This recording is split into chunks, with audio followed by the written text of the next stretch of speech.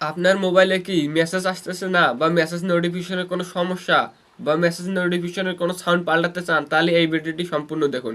আজকে আমি আপনাদের দেখাবো কিভাবে মেসেজ নোটিফিকেশন চালু করতে হয় এবং মেসেজ নোটিফিকেশনের গুলো রিংটোনগুলো যেগুলো আছে আপনি কিভাবে একের পর এক পাল্টে বা চেঞ্জ করে নিতে পারবেন। তো চলুন ভিডিওটি শুরু করা যাক। ভিডিওটি অবশ্যই শেষ অবধি দেখবেন।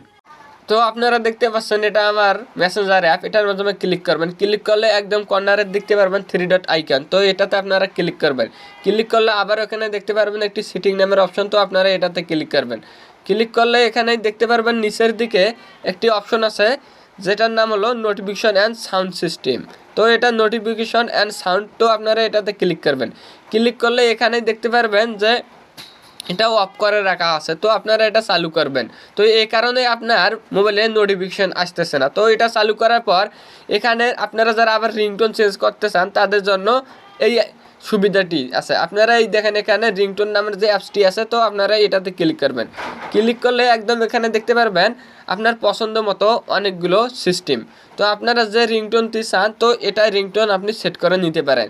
তো সাধারণত যে রিংটোনটি এখানে চালু করা থাকে তো সেই রিংটোনটি আমার রাখা আছে। আবার এখানে নিচের দিকে অনেকগুলো সুবিধা দেখতে পারবেন, যে এখানে একের পর এক সুবিধা দেখেন যে আপনার মোবাইলটি এটা ভাইব্রেট হবে, অর্থাৎ যে আপনার মোবাইলে যদি এটা চালু করে রাখা থাকে তো মেসেজ আসার সাথে সাথে আপনার মোবাইলে কম্পন হবে।